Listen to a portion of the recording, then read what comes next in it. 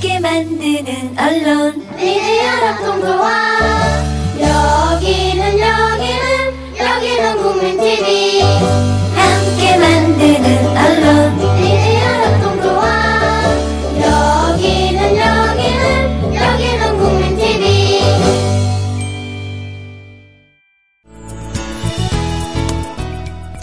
안녕하세요. 노혜경입니다. 벌써 방송을 한 지가 그럭저럭 2주가 다 되었어요. 열흘. 원래 우리말에 그런 거 있죠. 10년이면 강산도 변한다. 근데 방송은 열흘이면 강산이 변해요. 이제 제 목소리에도 좀 귀가 좀 익으셨을 것 같습니다. 자, 오늘 이제 본격적으로 김일성 통치의 거의 마지막 단계인 80년대를 얘기하게 되어 있죠. 예, 계속 귀 기울여 주시면 감사하겠습니다. 광고 듣고 돌아올게요.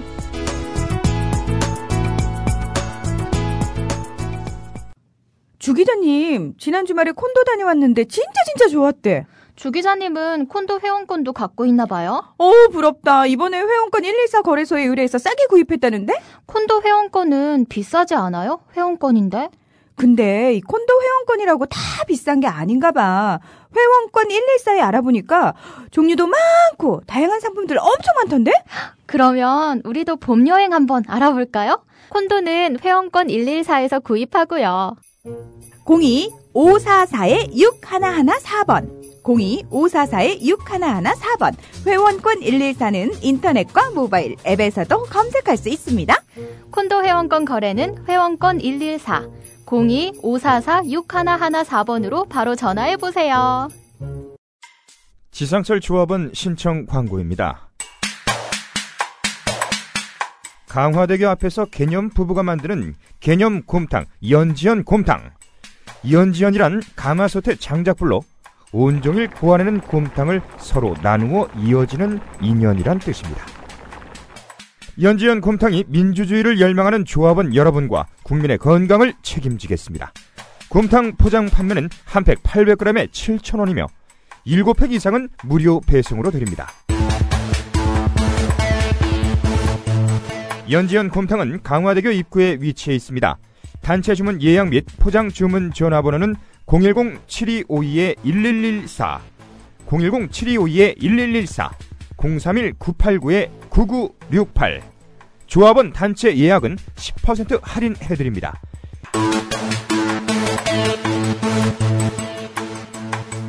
포장 판매 금액의 10%는 국민TV 후원금으로 쓰입니다. 네, 1980년대의 북한을 이야기하려니까 살짝 떨려요. 왜냐하면 김일성 얘기가 아니라 김정일이 이제 주인공이 되는 이야기거든요.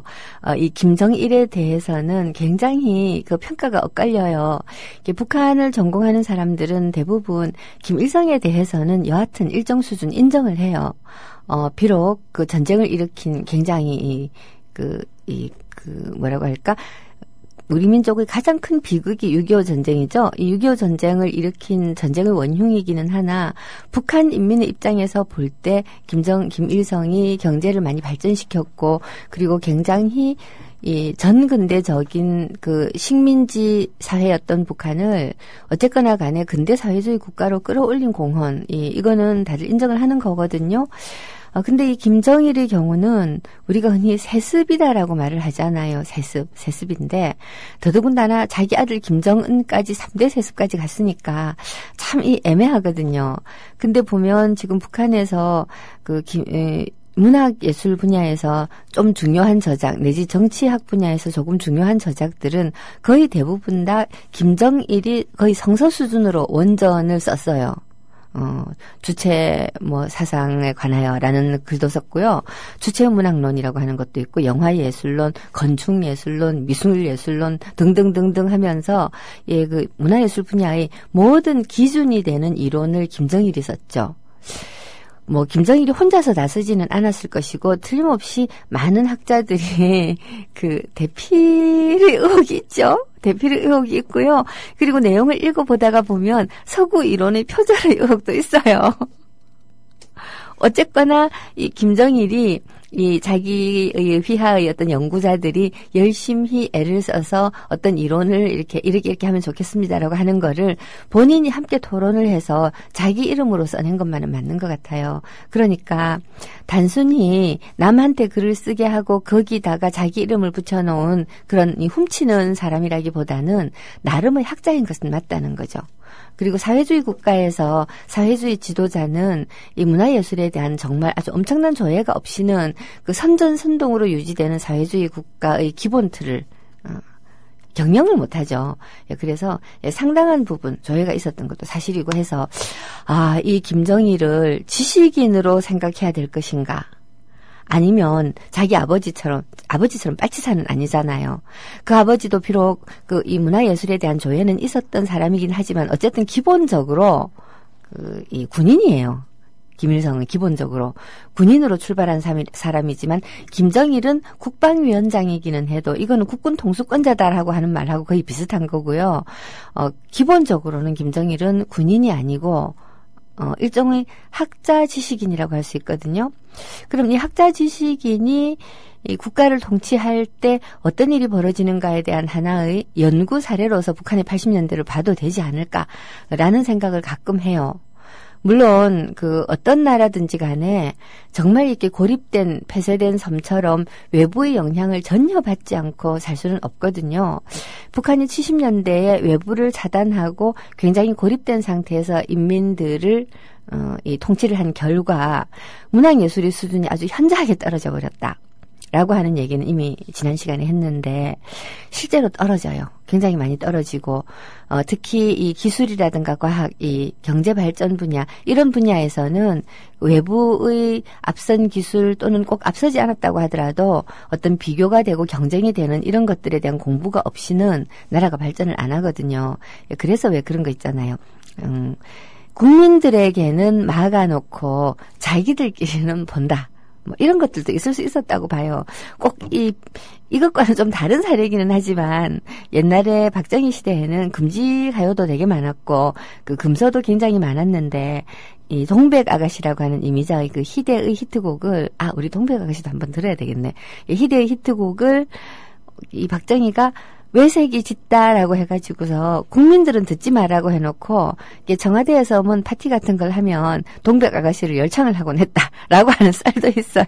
그래서 썰이 아니라 이게 사실이었던 것 같아요. 그러니까 윗대가리들은 세계의 모든 것들을 다 즐기고 그러면서 국민들에게는 막아놓는다. 자, 이게 이제 독재가 지니고 있는 굉장히 나쁜 특성이고 권력에 눈이 먼 사람들 또는 이 권력을 향해서 달려가는 사람들이 요런 맛을 즐기고자 하는 그런 면도 있는 것 같아요. 말 나온 김에 동백 아가씨부터 듣고 시작합시다.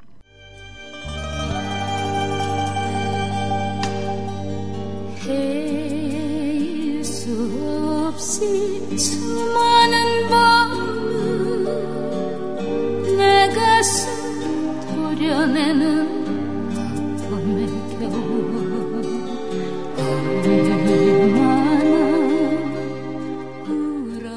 네, 이 동백 아가씨가 창법이 외색이 짙다라고 해서 막아놓고 사실 박정희 정도 되면 친일파라고 부르기도 사실은 거북해요. 굉장히 말단 장교였잖아요.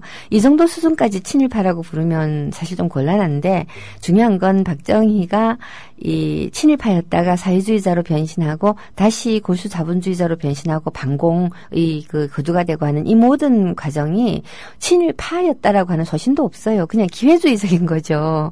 그러니까 그런 게 문제다.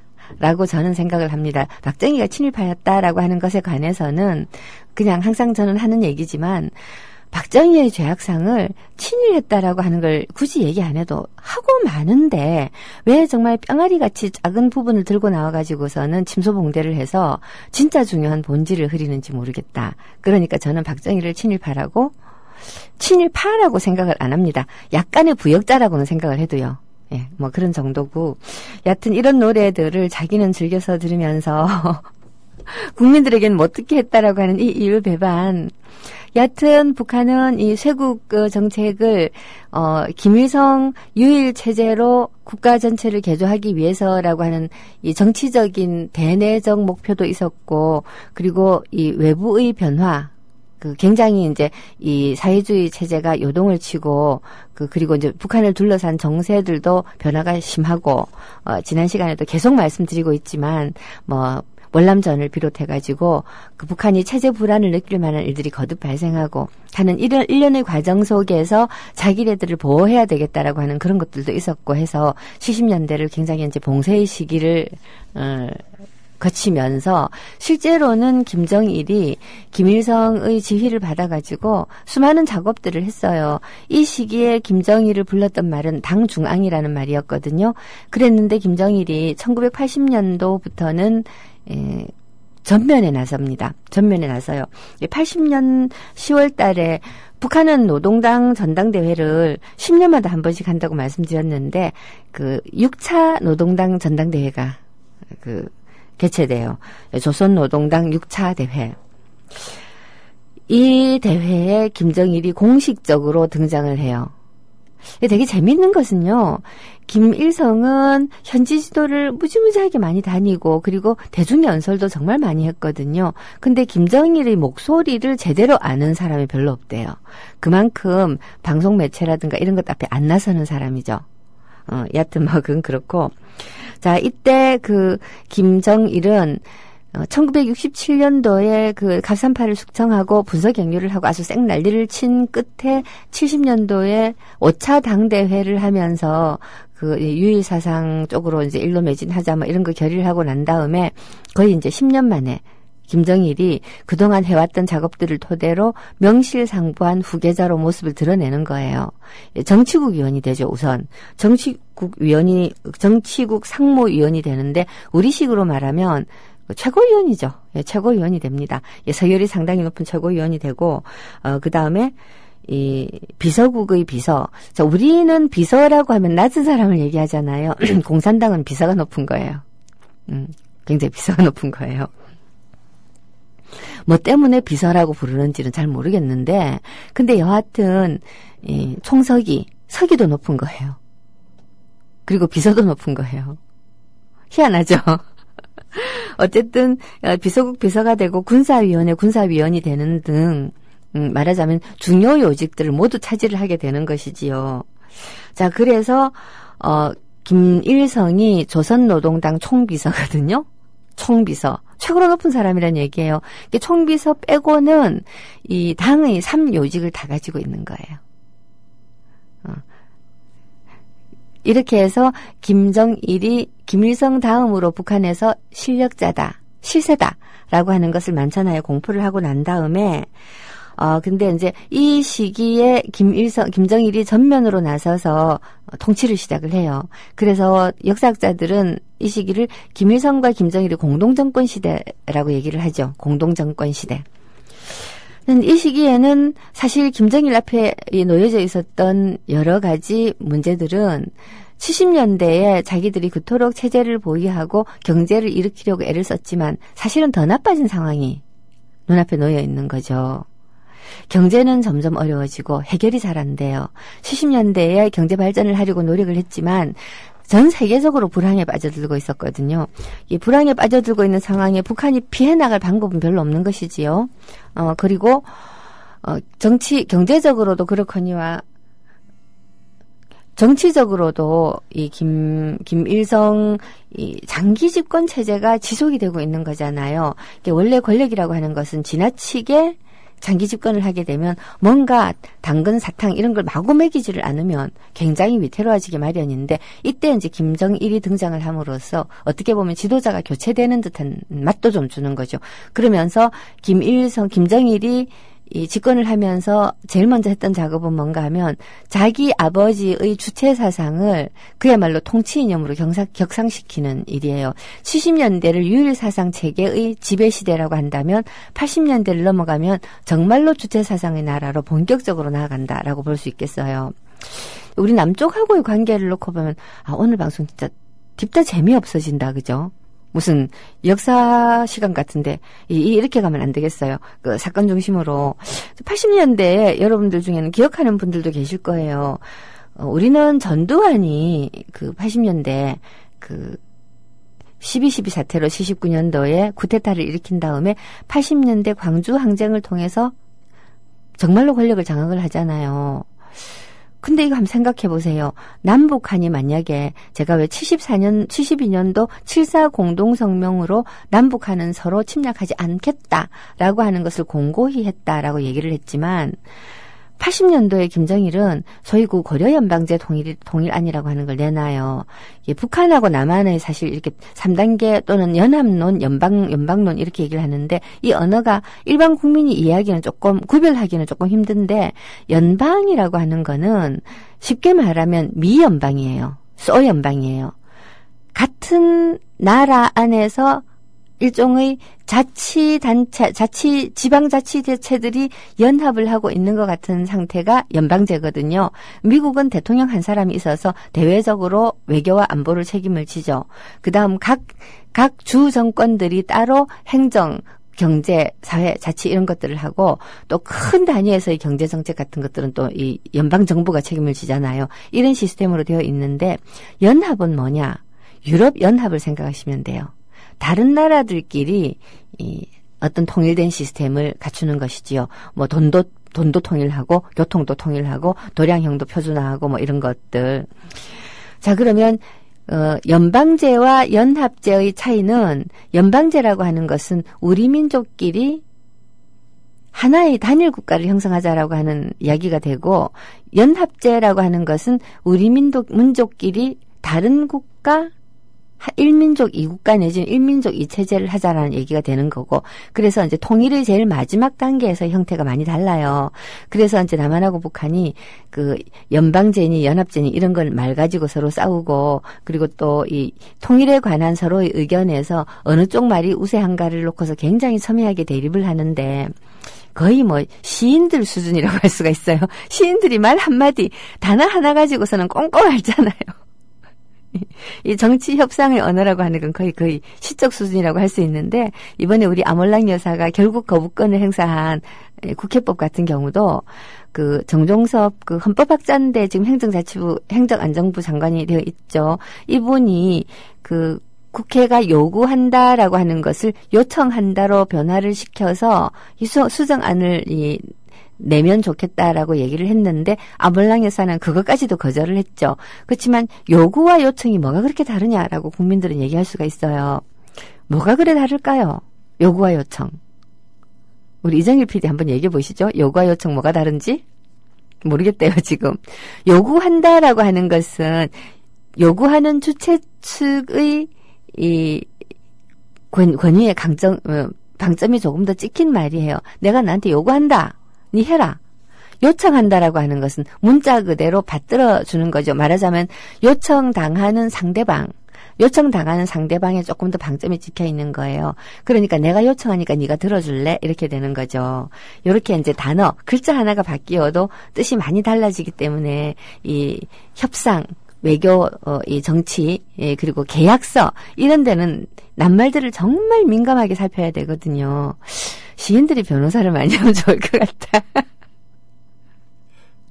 예, 시인들만 특수하게 들어가는 협상 전문 로스쿨 이런 거 만들면 좋을 것 같죠.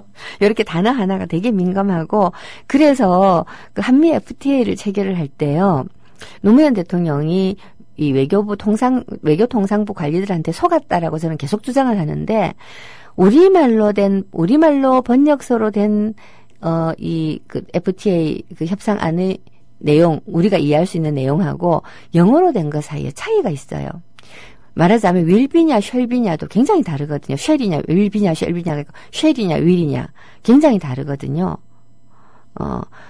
그 희망한다와 해야 한다의 차이 정도가 있는 것이지요. 이런 식으로 영어가 발생시키는 어떤 의미상의 차이 같은 것들을 대통령이 거의 인지하지 못한 상태에서 여기에 조인을 했다라는 생각도 들 때가 참 많거든요.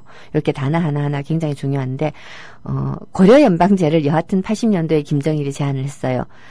다른 말로 하자면 그 김정일은 어쨌든지 간에 끝내는 두 개의 지금 갈라진 체제가 하나의 국가로 통일해야 된다라는 얘기를 할지라도 여하튼 굉장히 장기적으로 보고 우리가 전쟁 없이 통일을 했으면 좋겠다라는 제안을 해요. 이 80년도에 광주항쟁이 있었잖아요. 만약에 군인이든 전두환이 북한이 남한의 공백기를 틈타서 밀고 내려올 수 있는 여전히 적화 통일을 꿈꾸는 체제다라고 판단하고 있었다면 휴전선에서 부대를 빼내서 12.12 때 서울로 이동할 수 있었겠으며 역시 마찬가지로 공수부대, 특전사 이런 것들을 빼내가지고 광주로 투입할 수 있었을까요? 아니거든요. 이미 우리는 지금 뭐 전쟁 위협이 어쩌고 저쩌고 하면서 연평해전 막 이런 것들을 가지고 막 영화도 만들고 난리를 치지만 이미 우리는 전쟁 안 하기로 굉장히 여러 차례 공개적으로 약속하지 않았다 뿐이지 이미 여러 차례 전쟁하지 않기로 남북한 당사자들 사이에는 합의가 있는 것이고 그 암묵적 합의라고 하죠. 암묵적 합의가 있는 것이고 그리고 더 중요한 것은 일본이라든가 미국의 이해관계에 의해서 전쟁이 일어나지 않는 한 남북한 당사자들은 특히 북한은 전쟁할 의사가 없다라는 거죠. 제가 뭐 북한을 편을 들어서 이런 얘기를 하는 게 아니라요. 북한은 전쟁할 여력이 없어요. 깨놓고 말해서. 북한이 핵 개발을 한 것도 전쟁할 여력이 없어서 핵 개발한 거거든요. 몇십만의 군대를 최신 무기로 중무장을 하고 언제라도 전투에 투입될 수 있게 훈련을 하고 그 다음에 아주 최신형 비행기 같은 거 제공권을 뺏기면 재래전은 지는 거거든요. 그리고 현대전은 거의 공중전이라고 할 수 있잖아요. 옛날 전쟁처럼 이 직접적인 육박전 같은 거는 진짜 막말로 점령을 하고 난 다음에 숨어있는 잔당들을 소탕할 때나 쓰는 거지 일반적인 전투에서는 재래병이 거의 필요하지 않아요. 그러니까 점령하고 난 다음에 재래병이 필요한 것이죠. 자, 그러니까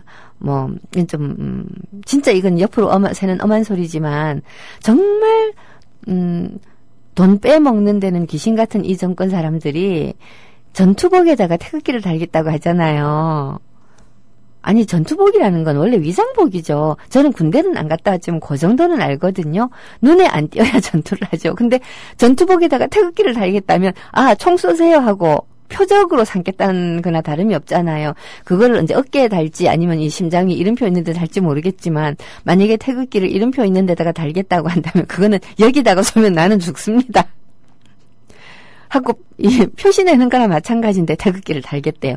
이게 무슨 소리냐. 아주 간단하게 말하면 전투병이 투입되는 전투가 있을 리가 없다는 거를 무의식적으로 알고 있다는 소리예요. 이 사람들이. 근데 북한은 현대전에서 가장 중요한 제공권은 저희 또 무식한 수준으로 얘기하자면 이 레이더망 같은 어떤 기술적인 분야와 그다음에 비행기를 몰고 가서 폭격을 할 수 있는 조종사 그리고 비행기 이런 것들로 구성이 되지 않겠어요? 북한의 비행기라고 하는 거는 거의 고철덩어리 수준인데다가 살 돈이 없어서 더 중요한 거는 이거를 띄워서 비행 훈련을 할 수 있는 정도 수준의 기름이 없어요. 비행기 한 대가 떠가지고 비행 훈련을 하면 얼마나 많은 기름을 소비하는지 상상이 가시죠? 이거를 예를 들어서 제공권을 장악을 하려고 그러면 적어도 한 100대 정도의 비행단은 있어야 된다 치고 조종사를 양성을 하려고 그래도 비행 훈련을 시켜야 되는데 좋아요. 비행 연습이라고 하는 거를 소련에 보내가지고 옛날에는 소련 돈으로 할 수 있었다 칩시다. 지금은 그렇게도 못하고 하니까 자기네들이 해야 되잖아요. 물론 이런 것들을 저기 아프리카 이런 나라에 파견을 해가지고서는 가르침을 빙자해서 연습을 한다라고 말하는 사람도 있긴 하지만 어쨌든 지가 잘해야 가르치죠. 자, 그러니까 비행기를 띄워서 연습을 할 수 있을 정도의 기름이 없는데 무슨 비행 연습을 하겠어요. 최소한 몇백 시간 이상의 비행 경력이 쌓여야지 비행기를 몰고 가가지고 폭탄을 투하하는데 내가 청와대에 떨어뜨리려고 했어. 근데 삼청동을 박살을 해버렸어. 경복궁을 때려 부쉈어. 이런 일은 발생하면 안 되는 거잖아요, 솔직히. 그렇다고 드론에다가 폭탄 달아갖고 내려보내는 것도 웃기는 이야기잖아요. 그러니까 전쟁이 안 일어난다는 걸 거의 무의식 수준에서 알고 있기 때문에 그렇게 많은 그 군수 산업에서 물품들의 부패가 있는 거죠. 뭐 무슨 총알이 풍풍 뚫히는 방탄복. 총 맞을 일이 없다는 걸 아니까 그따위를 납품하는 거죠. 자, 우리 국민만 몰라요. 늙으신 우리 국민들만 전쟁이 일어날 일이 없다는 걸 잘 몰라요. 물론 전쟁이 일어날 수도 있어요. 제가 말씀드렸다시피 일본은 지금 재무장 하려고 하고 있고 중국과 미국이 일촉즉발로 부딪히는 사이에 우리 남북한이 대리전쟁할 수 있는 위험은 언제나 있어요. 언제나 있는데 그럴 때라고 하더라도 지상군들끼리 맞붙을 일은 그렇게 많지 않거든요. 대부분 이 공중전. 자, 이런 것들을 대비해서 북한이 핵무기를 개발을 하는 거죠. 도저히 그 많은 규모와 그리고 그 많은 훈련을 감당할 수 없으니까 사실 핵 개발은 우리가 돈이 어마어마하게 많이 든다고 생각하지만 그래도 재래식 군대를 유지하는 것보다는 훨씬 덜 들겠죠. 자, 어쨌든 뭐 짧은 실력으로 제가 이렇게 너무 떠들면 안 되는 것 같아요. 예, 짧은 죄송합니다. 우리 그 대인배님께서 방송 한 코너 맡아서 계속하세요 하고서 제목을 옆길로 새는 방송이라고 하라고 했는데 이거 되게 괜찮은 것 같네요. 옆길로 새는 방송. 이 제목으로 가야겠다. 예, 좋아요. 옆길로 새는 방송. 좋습니다. 진짜 옆길로 너무 새니까 제가 무슨 얘기를 하고 있었는지 지금 기억이 안 날 지경인데요. 사실 오늘은 북한 노래 말고 듣고 싶은 노래가 하나 있었어요. 뭔가 하면 엄정화의 배반의 장미라고 하는 곡인데 어제 이 박근혜 아몰랑 여사가 유승민을 가리켜서 뭐 국민을 배신했고 어쩌고 저쩌고 국민이 선거로 심판을 해야 된다. 이 말은 단적으로 말해서 2016년대 공천 주지 말라는 소리예요. 유승민이 지금 잭소리 안 하고 고개를 수그렸는데 아직은 집권 3년 차라 박근혜가 힘이 있죠. 그리고 이 사람들은 권위로 다스리는 게 아니고 굉장히 뭐라고 할까? 이 법적으로 주어진 권력을 악용해서 자기들이 권력을 유지하기 때문에 막말로 일가 친척 뭐 무슨 이 사업체 같은 거 세무조사 막 들어가고 뭐 그래 보세요. 본인이 예를 들어서 아무 문제가 없다고 하더라도 자기 가까운 친인척 가운데는 이 유승민하고 아무 관계도 없이 뭔가 법에 걸릴 일을 한 사람이 없을 수가 없잖아요. 그러면 엮어가지고 얼마든지 할 수 있죠. 사람 매장시키는 거 순식간이거든요. 이렇게 말하는 저도 뭐 털어보면 뭐 많이 나오겠죠? 저는 털어보면 제발 숨겨놓은 남자가 한 12명쯤 나왔으면 좋겠어요. 네, 옆길로 새는 방송, 그리고 옆길로 새는 방송이라고 제목을 붙여서 방송을 좀 더 해봐야 되겠다는 생각이 문득 드는데요. 그렇게 제목을 붙이고 나니까 제가 마음이 너무 편해져요. 옆길로 새는 방송. 라게이지님께서 제가 옛날에 라디오 21에서 방송할 때도 툭 하면 옆길로 샜다고 하더라고요. 괜찮죠? 옆길로 좀 새도 우리가 이거 뭐 공부하는 거 아니잖아요. 그죠? 공부하는 거 아니니까 뭐 이야기를 들으면서 가끔 그랬구나라는 것도 좀 알게 되고 그리고 즐겁게 시간을 보내면서 하고 이렇게 또 통찰력 통찰이 쩌는 뭐 그런 얘기가 가끔 한마디 나오고 이러면 좋은 것이 아닐까라고 혼자 완전히 이건 자기 합리화를 하고 있습니다. 자, 어쨌거나 간에 이제 김정일이 이 위기에 봉착해서 일단 경제를 발전을 시켜야지만 통치자로서의 자격이 있는 거거든요. 적어도 김일성은 1974년도쯤에 모든 세금을 폐지를 해요. 그거 별일 아닌 것 같지만 참 중요한 일이죠. 사회주의 국가라고 하더라도 국민들에게서 한 1% 정도의 세금은 형식적으로 거두는데 북한에서는 모든 세금을 폐지하고 식량은 배급을 해주고 그리고 이제 약간의 전표, 약간의 월급을 줘가지고 이 월급을 가지고 구경식당 같은 데서 필요한 여러 가지 생필품들을 사게 하고 이제 그런 시스템으로 74년도에 완전히 넘어가요. 그러니까 국가가 하나의 커다란 회사처럼 되는 거죠. 예. 이렇게 이제 되었던 회사이기 때문에 더더군다나 국가 경제의 활력이 떨어지게 되어 있잖아요. 이 국가 경제 활력이 떨어지면서 동시에 그때 당시에 이 신자유주의의 물결을 불러온 세계 경제 위기가 밀어닥쳤고, 자, 이런 상황 속에서 김정일이 경제를 부흥시키기 위해서 굉장히 많은 노력을 해요. 굉장히 많은 노력을 하는데 이 마음대로 잘 안 되는 거예요. 제2차 7개년 계획을 70년대에 했는데 잘 안 되니까 김정일은 속도 창조 운동이라고 하는 걸 발기를 해요. 속도 창조 운동. 우리 뭐 천리마 속도 이런 얘기 우리 보통 하잖아요. 북한에서는 굉장히 중요한 게 속도 전쟁이라는 건데요. 뭐든지 빨리 하자라는 거죠. 남한도 사실은 엄청나게 속도전을 했어요. 빨리빨리. 이런 것도 남북한이 경쟁을 한 것일까? 아니면 우리 국민성이 원래 그럴까? 저 굉장히 궁금한 부분이거든요. 근데 빨리빨리 하다가 북한에서도 보면 왜 뭐 이렇게 이 건물 짓다가 무너지고 한 이런 것들이 많았는데요. 남한도 그런 거 많았어요. 70년대 와우 아파트 뭐 붕괴 사고를 비롯해서 96년도인가 96년도군요. 94년도에 성수대교 붕괴, 95년도에 삼풍백화점 붕괴 맞죠? 삼풍백화점이 붕괴한 지 20년이 됐군요. 자, 이런 식으로 남한도 보면 빨리빨리 문화가 낳은 굉장히 많은 폐단이 있지만 북한은 기본적으로 이 빨리빨리라고 하는 것을 자기네들의 일종의 정치적 교조처럼 사용을 했어요. 속도전이라는 말을 붙인 거죠. 속도 전쟁을 하라. 이게 이 문화 분야에서는요, 이 집체 창작이라고 하는 것을 70년대부터 시작을 했다라고 말씀을 드렸는데, 한 작가가 하나의 테마를 가지고 같이 꾸준히 처음부터 끝까지 쓰는 게 아니고, 뭐 여러 파트를 나눠갖고 공동 집필을 하든가 아니면 문장을 서로 주고받고 집필을 하든가 이런 집체 창작을 굉장히 많이 하는데, 집체 창작을 하려고 그러면 일단 설계도를 먼저 그려야 되겠죠. 자, 이 설계도를 제대로 그리는 과정을 종자를 잡는다라고 보통 얘기를 해요. 그럼 종자를 제대로 잡고 나면 그 종자가 튼튼하니까 설계도가 잘 그려지고, 설계도가 잘 그려지면 그 설계도에 따라서 이제는 빨리 써야 된다. 라고 하는 거죠. 이 문화예술 분야에서 이제 이런 식의 이야기가 있었는데, 이게 경제나 뭐 국방이나 다른 모든 분야에도 적용되는 사상이거든요. 이 종자론이라고 하는 거는 김정일이, 이건 옆으로 센 게 아니고 말이 건너뛰었어요. 처음부터 새로 얘기할게요. 자, 김정일이 문화예술 분야를 장악하고 후계자가 되었는데, 문화예술 분야를 장악하고서 유일사상 체계를 국가 전체에 확장시켜서 나중에 결국 주체의 나라로 가기 위한 토대를 닦습니다. 이 토대를 닦으면서 김정일이 내세웠던 창작 이론이 종자론이라고 하는 건데요. 이 종자론이라는 게 뭔가 하면, 모든 예술 작품은 종자가 중요하다. 쉽게 말하면 종자가 뭐냐? 씨앗이잖아요. 씨앗.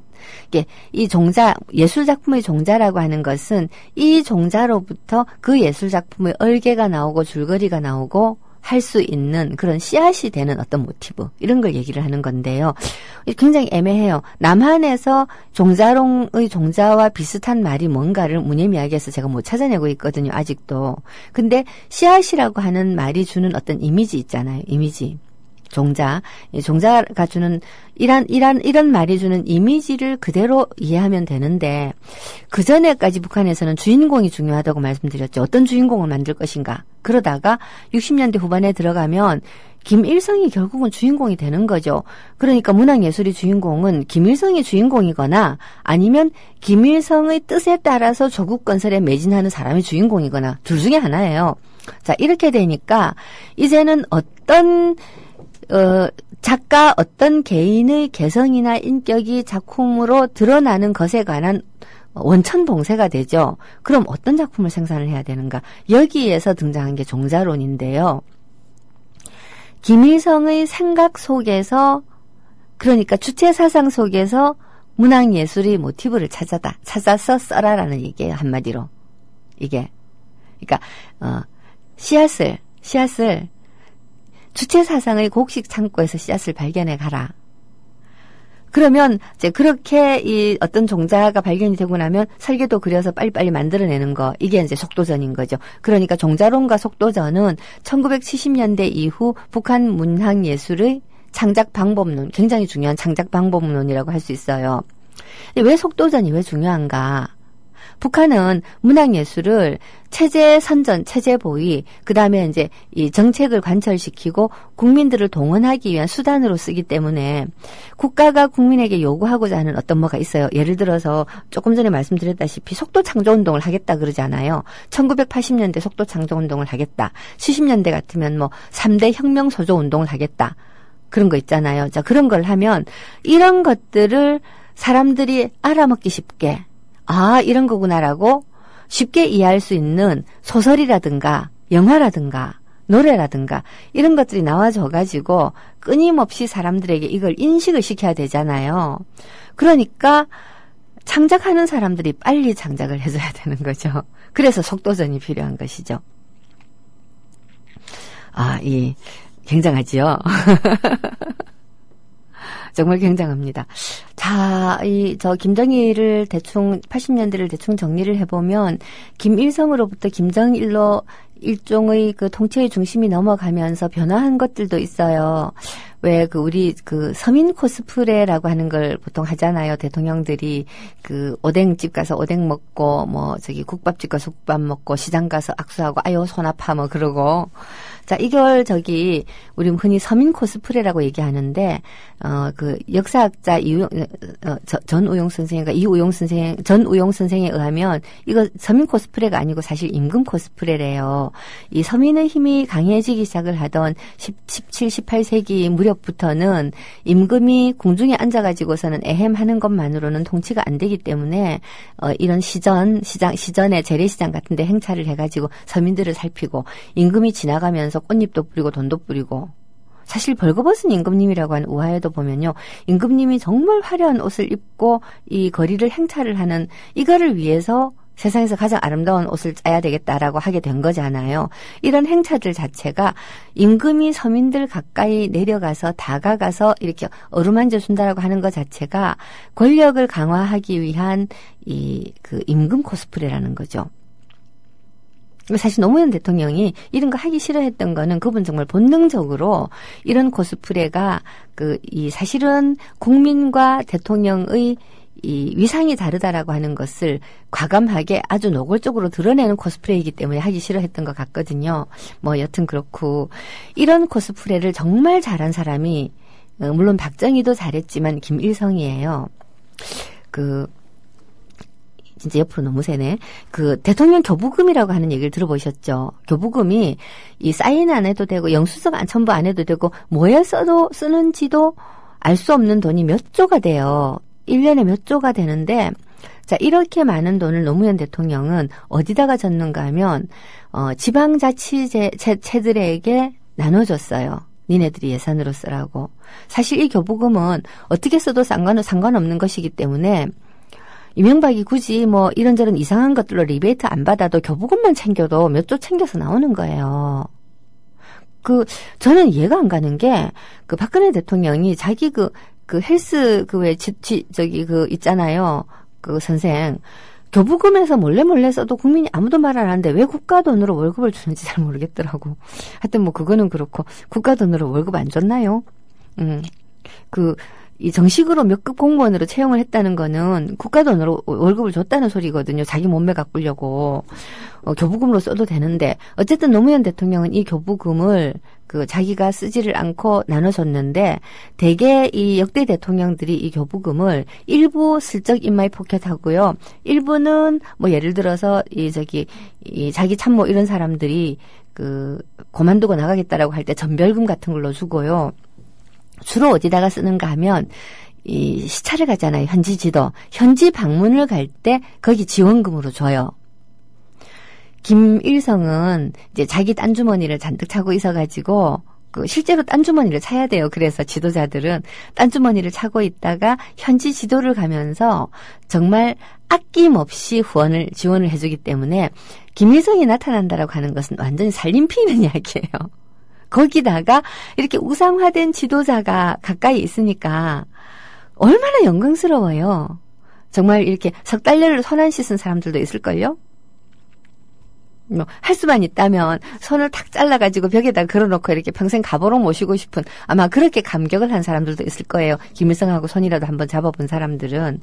자, 이런 현지 지도를 굉장히 많이 했는데 김정일은 현지 지도보다는 그러니까 가서 탁 하는 것보다는 실무적으로 일을 꼼꼼하게 챙기고 하는 그런 방식의 이 일들을 많이 했고 김일성은 건설 현장이라든가 이런 어떤 국가 전체의 경제가 이 운용이 되고 있는 현장에 차별 없이 갔지만 김정일은 처음에는 이런 그 실용적인 실무 지도를 하면서 문학예술 분야, 학술 분야 이런 말 갖고 하는 거 있잖아요. 말로 먹고 사는 사람들 이런 분야에 국한해서 많이 했지요. 자, 어쨌거나 경제의 활력을 불러일으켜야 되는데 마음대로 안 되니까 굉장히 많은 사건들이 벌어지는 거죠. 합영법이라고 하는 거를 제안을 해요. 그래가지고 신의주를 경제특구로 만들겠다라고 했는데 중국의 방해로 실패하고 막 이런 식으로 경제를 어떻게든 부흥시키기 위한 갖은 노력들이 실패를 하면서 동시에 80년대에는 이 데탕트 무드가 아주 본격화되어가지고 미국하고 중국이 세상에 국교를 맺어요. 이런 말도 안 되는 일이 벌어지는 거죠. 거기다가 남한은 올림픽 하겠다고 막 설쳐요. 중간에 되게 재미있는 일이 있었어요. 남한에 그 홍수가 나가지고 굉장히 우리나라가 이렇게 식량 부족 현상에 시달린 적이 있었는데 북한에서 쌀을 주겠다라고 했어요.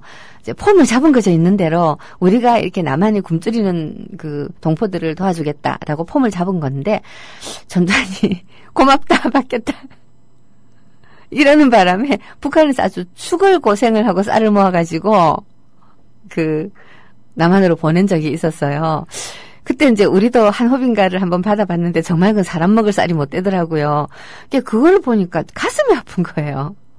아니 북한 사람들이 괜히 남한에 이렇게 동포한테 쌀 주겠다라고 했다가 이것도 없었고 지금 뭐를 먹고 살까라는 생각이 들 정도인데 그때 우리나라 사람들이 깨달았어요. 아, 남북 간의 경제가 이제는 우리가 역전을 하다 못해서 우리가 완전히 이겼구나.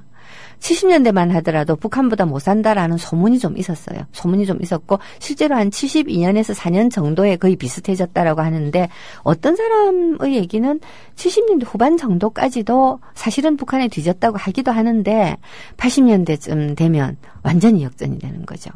물론 이렇게 역전이 되는 데는 북한이 지니고 있었던 지정학적 어떤 특성 제가 계속 강조하지만 근본적으로 식량 부족 국가라고 말씀드렸고 그다음 사회주의권 전체가 경제난에 시달리고 있었다라는 것도 무시 못해요. 이제 이런 것들도 있었고 하지만 너무 오랫동안 일단 일종의 이 사상적 동원을 통해서 국민들의 인적 자원을 총동원해서 국가 건설에 나선 거예요. 그러다가 보니까 진도가 정말 느릴 수밖에 없겠죠. 잘 안 되고. 남한 같은 경우는 수출 주도형이었고 외국의 자본도 많이 들어오고 막 이렇게 했기 때문에 이제 그래도 좀 활력이 넘쳤고요. 결국 분배가 제대로 안 된다라는 문제가 발생을 하기는 하지만 외형이 굉장히 빠른 속도로 커졌어요. 뭐 얘기를 하다가 보니까 마무리도 못 지고 시간이 다 돼가는데 자 옆으로 셉시다. 이 게시판 방송국이 보겠습니다. 1983년도에 남한 냉해 피해로 북한 쌀을 받았어요. 라고 84년도라고 제가 얘기했는데 83년도랍니다. 그때 진짜 그때 우리가 이겼다는 걸 발견을 한 거죠. 그랬구나. 그리고요. 아까 제가 이거 말씀드려야 된다라고 생각했는데 싹 넘어간 게 있었어요.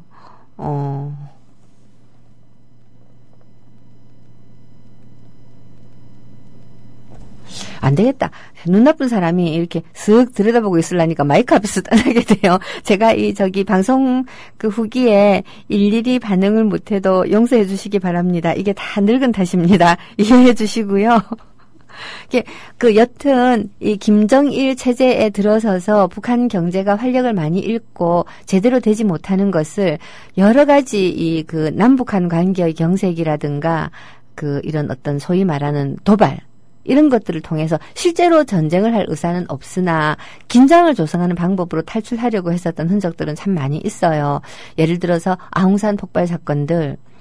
이 전두환이라고 하는 사람이 참 안 좋은 지도자이긴 한데 전두환 1기 내각은 우리 이 남한에서 동원할 수 있는 정말 좋은 사람들을 동원을 해서 장관진을 짠 거예요.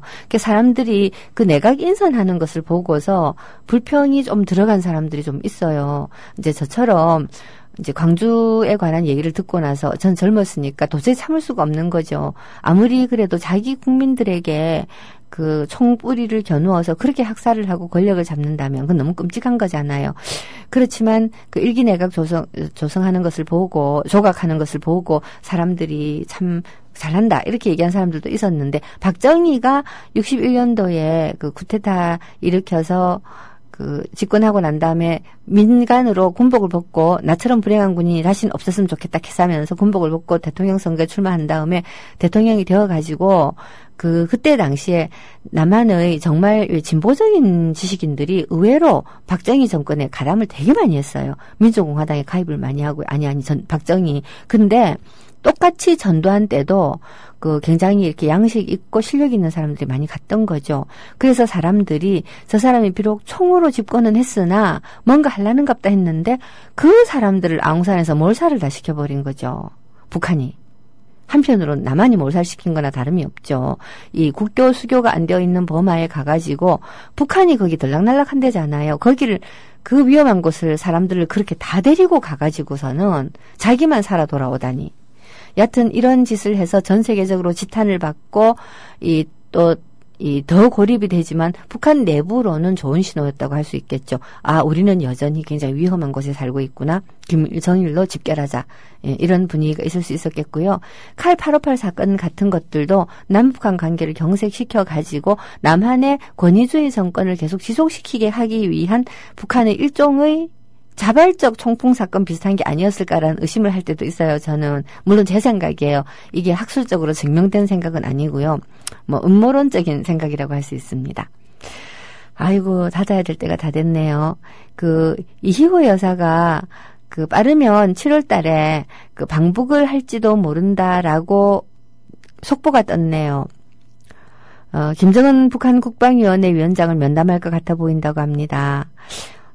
김성재 전 문화부 장관이죠. 김대중 대통령 때 그 문화부 장관 하셨던 김성재 김대중 평화센터 이사가 그렇게 연합뉴스에 그렇게 발표를 했다는데, 과연 이 정부에서 방북을 허락할까? 지금 우리는 남북 이 교류가 안 되는 것을 북한 측에서 어쩌고 한다라고 생각하지만 사실은 남한에서 못 가게 막는 거거든요. 북한에서는 언제라도 와라라고 하는 그런 입장을 상당히 오래전부터 유지를 하고 있습니다. 아이고 끝내야 되겠습니다. 큰일 났다. 예, 여러분 월요일 날 봬요.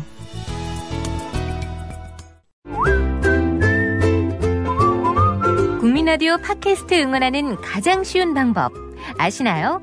다운로드하기, 별점 주기, 댓글 달기, 구독하기. 국민라디오 팟캐스트 널리 알리는 가장 쉬운 방법. 다운로드하기, 별점 주기, 댓글 달기, 구독하기. 기억하세요. 다운로드하기, 별점 주기, 댓글 달기, 구독하기.